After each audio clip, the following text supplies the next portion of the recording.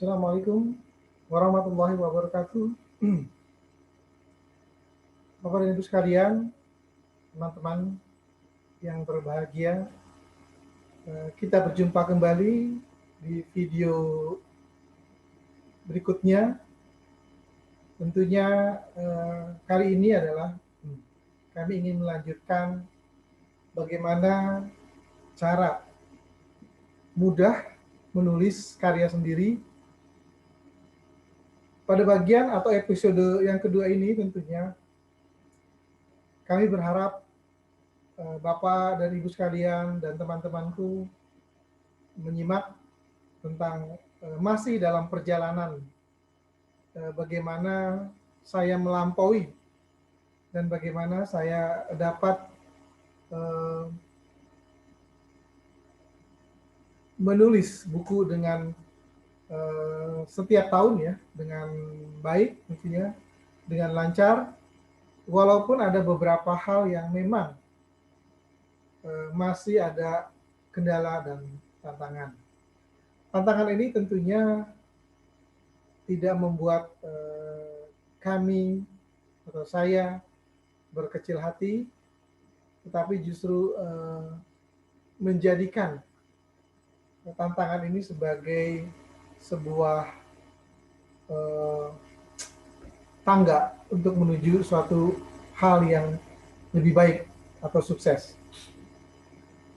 Kemarin episode yang pertama saya sudah menjelaskan tentang hal-hal dasar bagaimana saya memulai dengan menulis. Kemudian saya juga menjelaskan atau menceritakan tentang bagaimana saya memulai tahapan-tahapan nulis buku. Dan di situ juga saya jelaskan di video saya yang pertama ada dua hal. Mungkin saya remind kembali, ada dua hal bagaimana seorang menulis. Yang pertama, masih ingat? Yang pertama adalah berdasarkan pengalaman pribadi atau pengalaman orang lain.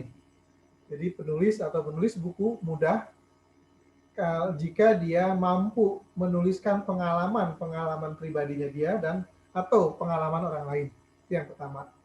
Yang kedua adalah berdasarkan referensi, entah itu buku-buku, entah itu cerita dari atau dosen yang menceritakan buku atau referensi-referensi lain. Nah, referensi-referensi buku ini yang waktu itu saya jelaskan di video saya yang pertama, tentunya dari referensi A, referensi B, buku C, dan sebagainya, maka kita compile. Ketika kita compile, kita menemukan formula tersendiri dari referensi tersebut. Nah, dua hal bagaimana seseorang bisa menulis atau bagaimana background seorang itu menulis itu saya remind kembali di video saya yang kedua. Selanjutnya saya akan men-share materi saya yang berikutnya.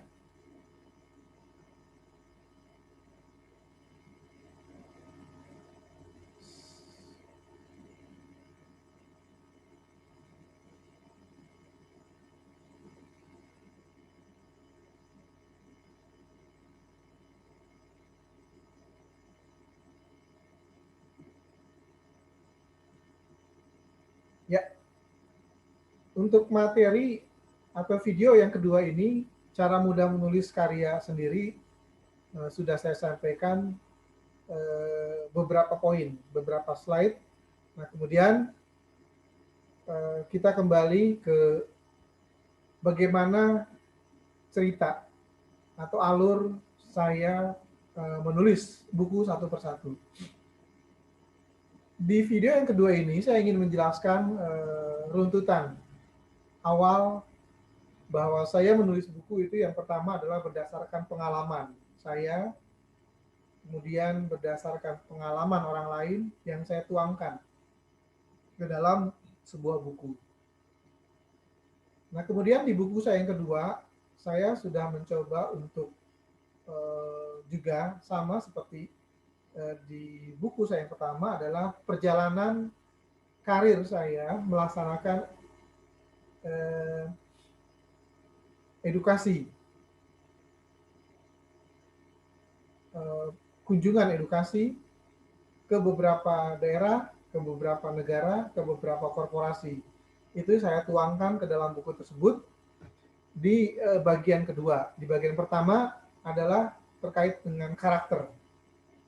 Jadi buku saya yang pertama itu terkait dengan self-awareness, buku saya yang kedua terkait dengan karakter dan collaboration. Nah, ada urutan, ada sinergisitas antara buku saya yang pertama dan buku yang kedua. Buku yang pertama itu terkait dengan bagaimana kita mengelola siswa atau bagaimana kita mengelola diri sendiri agar supaya kita mempunyai kesadaran yang kuat.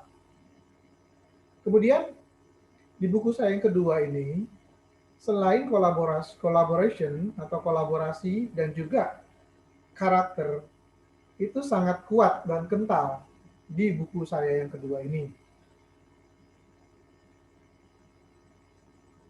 Awal daripada buku saya yang pertama adalah saya injak atau saya mengecap atau saya memulai dengan karakter. Sebab menurut saya karakter harus dibangun lebih awal setelah kita mempunyai kesadaran diri. Kemudian ketika kita sudah mempunyai karakter yang kuat, barulah kita mengajak berkolaborasi dengan siapapun. Sehingga teman-teman atau korporasi yang lain atau siapapun akan tertarik dan percaya dengan apa yang telah kita lakukan. Nah, selanjutnya tentunya hal ini menjadi bagian tersendiri dari buku saya yang kedua. Buku saya yang kedua, alhamdulillah mendapatkan kata pengantar dari salah satu pimpinan MPR RI. Tentu ini menjadi suatu kebanggaan tersendiri. Di buku saya yang pertama, itu dibedah di gedung parlemen MPR RI, DPR MPR RI, DPR MPR DPD RI, tepatnya di ruang presentasi perpustakaan MPR RI. Buku saya yang kedua pun sama di ruang perpustakaan, ruang presentasi perpustakaan MPR RI. Kedua-duanya juga diberikan ruang oleh pimpinan MPR RI dan juga lembaga yang membawahi perpustakaan MPR RI itu memberikan ruang kepada siapapun, tidak hanya saya, untuk bedah buku.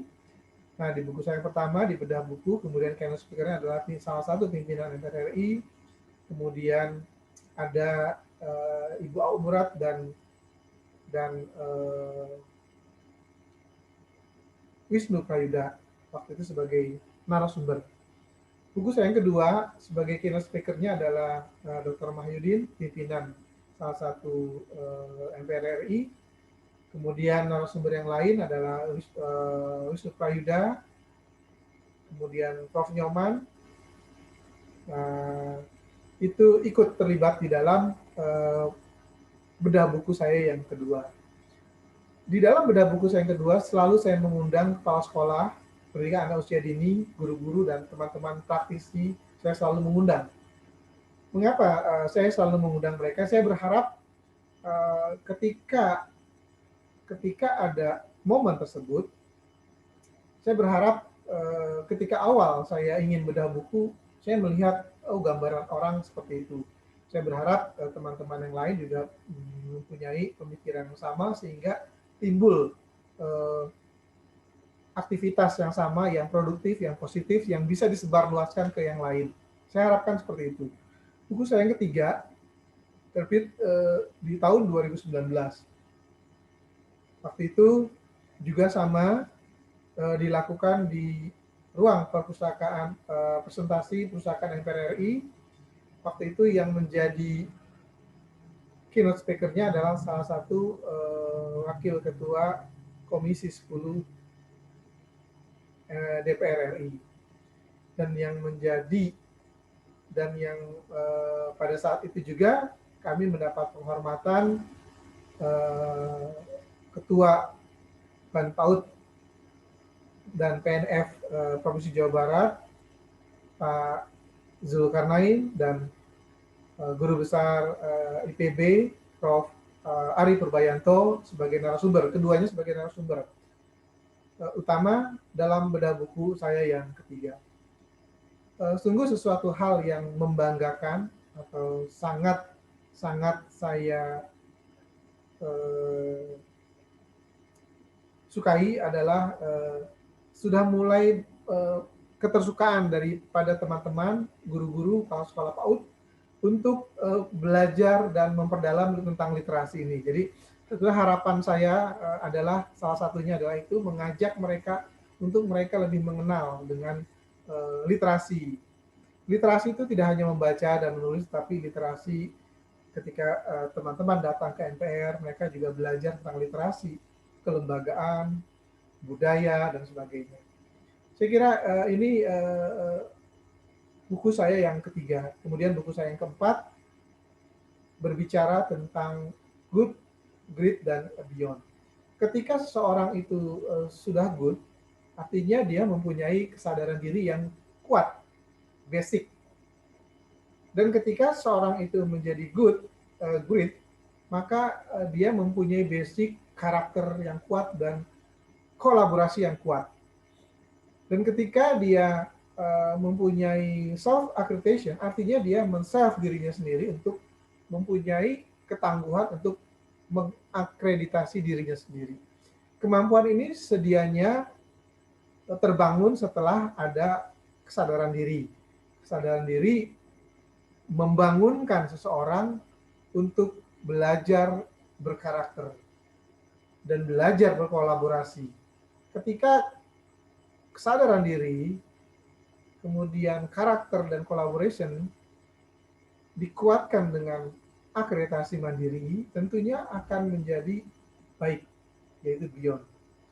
Nah, empat buku yang sudah terbit ini tentunya menjadi bahan renungan Bapak dan Ibu sekalian dan Bapak sekalian, dan mudah-mudahan menjadi bahan referensi Bapak dan Ibu sekalian. Dan alhamdulillah di buku saya yang keempat menjadi bahan ketika saya waktu itu menginisiasi audiensi dengan Komisi 10 DPR RI pada tanggal 27 Januari 2020. Buku ini sebagai landasan dan saya berikan kepada Komisi 10 untuk dipelajari, dan tentunya ini akan menjadi bahan masukan yang sangat berharga. Saya berharap seperti itu tentunya. Berikutnya adalah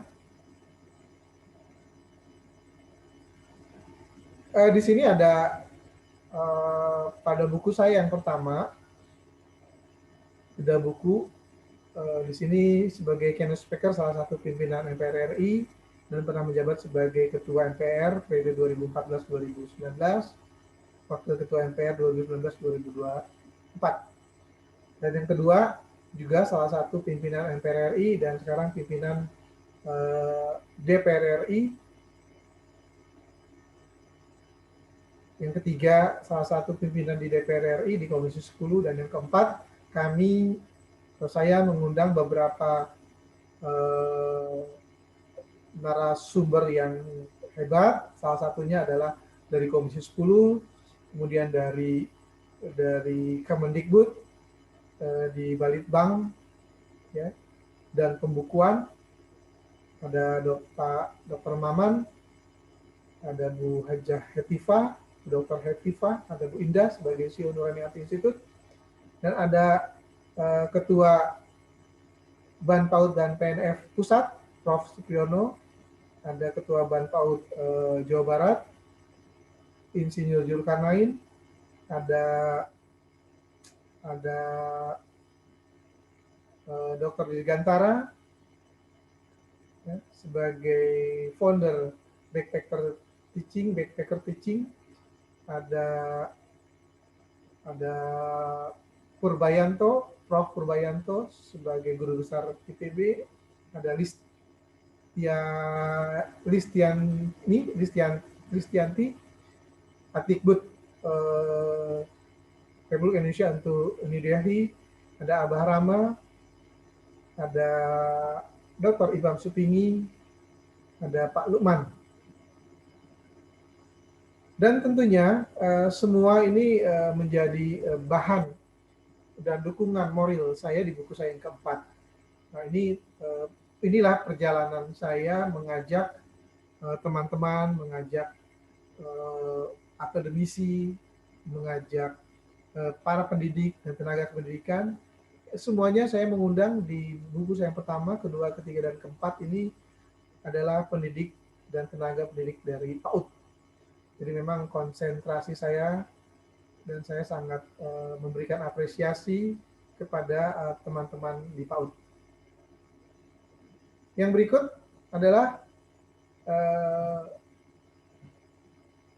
saya melakukan beberapa kunjungan ke Disdik DKI, ke Kedutaan Besar Jepang di Indonesia atau di Jakarta, Kedutaan Besar Republik Indonesia di Singapura, Kedutaan Besar Republik Indonesia di Kuala Lumpur, ini di MPR RI, dan ini di beberapa sekolah-sekolah yang saya kunjungi, sekaligus untuk mensiarkan atau membedah bukukan buku saya, dan sekaligus bagaimana literasi itu bisa terdeliver ke sekolah atau perpustakaan atau lembaga-lembaga dan korporasi yang saya kunjungi.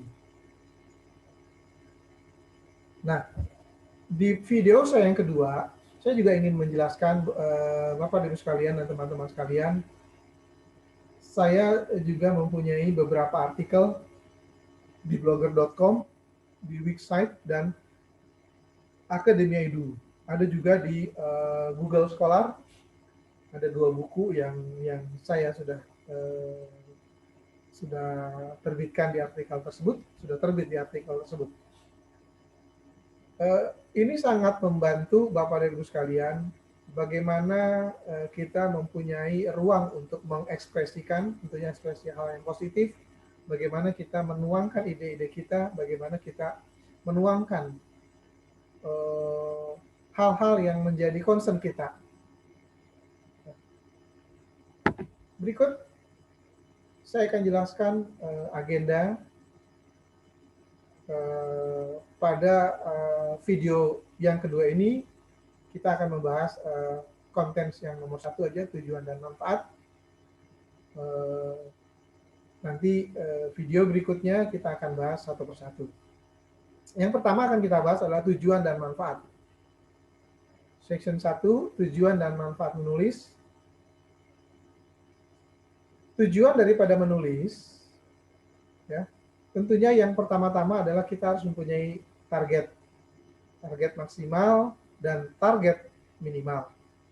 Target maksimal, yang dimaksud dengan target maksimal adalah kita harus mempunyai target yang memang benar-benar kita ingin mau tuju. Yang ingin kita lakukan saat ini, Bapak dan Ibu sekalian, apa sih teman-teman sekalian, gitu loh.